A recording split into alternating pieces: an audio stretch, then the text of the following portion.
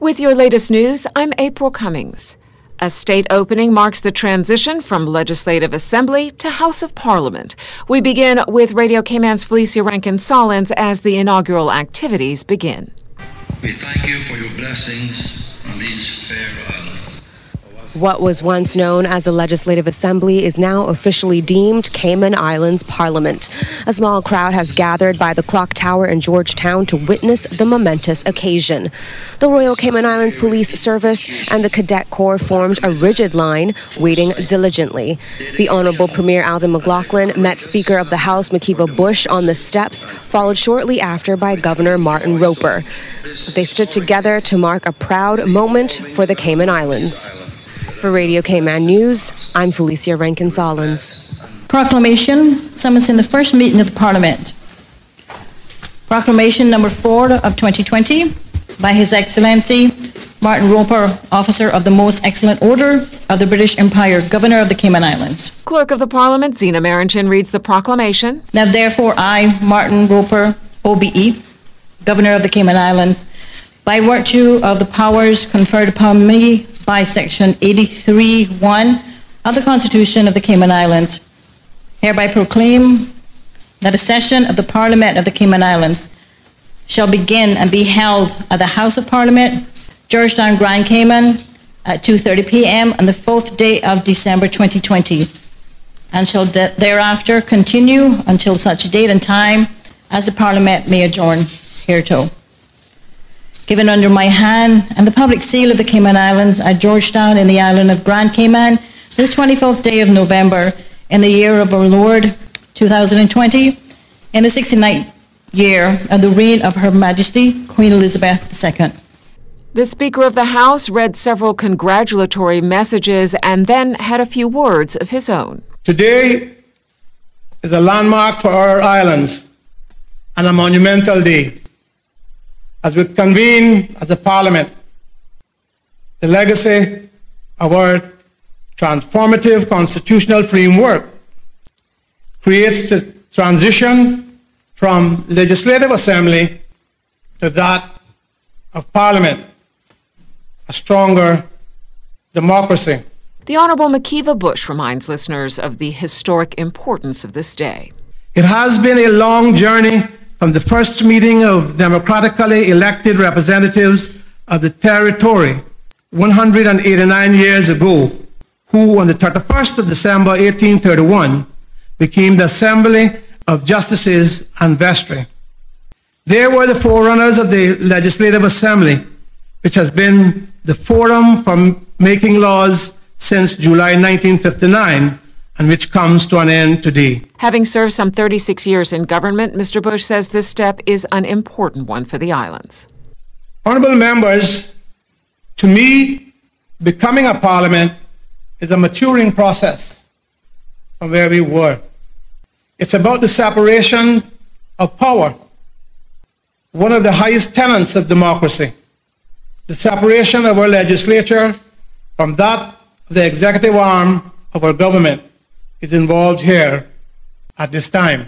His Excellency the Governor delivers the throne speech in the newly named Parliament, congratulating these islands on their constitutional reforms and paying tribute to government for its handling of the COVID-19 pandemic. We owe everyone a debt of gratitude for getting us to the relative normality in which we find ourselves today.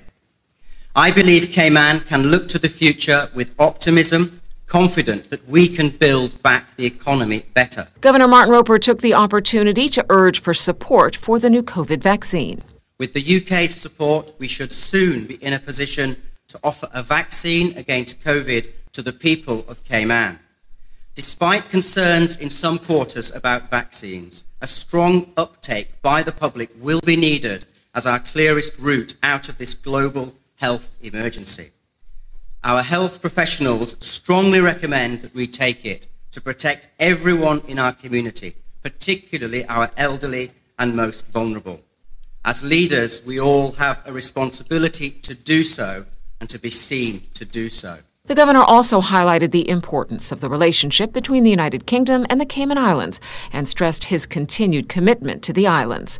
The governor passed on messages of congratulations on the constitutional reforms and the creation of the new parliament from His Royal Highness the Prince of Wales, the UK Prime Minister, and Lord Tariq Ahmad of Wimbledon, former UK Minister for the Overseas Territories. The Honourable Premier Alden McLaughlin bestowed his thanks to all Caymanians and residents as he spoke for the first time in the Cayman Islands House of Parliament. The seafarers and shipbuilders who laid the foundation for our prosperity and growth. The entrepreneurs and those who labor with them, who have helped drive forward our economic success. The community organizers and volunteers who have made Cayman such a great place to live. The public servants who keep the wheels of government turning and provide necessary services to the public. The mothers and fathers who have raised children who will grow beyond us to take Cayman forward. Today, I celebrate and honor all of them with pride.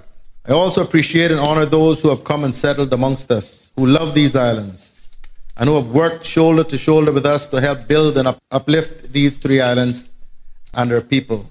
The Premier reflected on how the day is a culmination of the hard work done by many in the Cayman Islands, a testament, he says, to the bond forged with the UK. We are gathered here to change the name of a building, but we are doing so much more than that. This building has always stood as a symbol of our national identity and our potential as a free, self-governing people. A people who some 61 years ago decided that we wished to maintain our historical and political relationship with the United Kingdom, but to also provide the ability for that relationship to mature. Today, we gather to witness one more aspect of that maturity. The change of the Legislative Assembly to become the House of Parliament is symbolic of the United Kingdom's recognition of our growing maturity.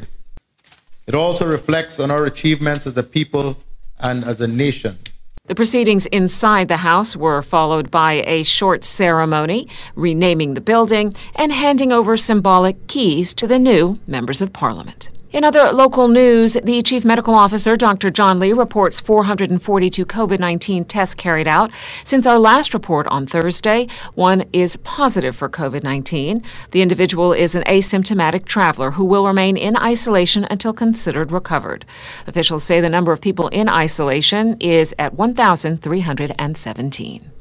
The Minister of Education, Youth, Sports, Agriculture and Lands, the Honourable Juliana O'Connor Conley, confirms government schools will resume now after the Christmas break on Monday the 18th of January instead of Monday the 4th.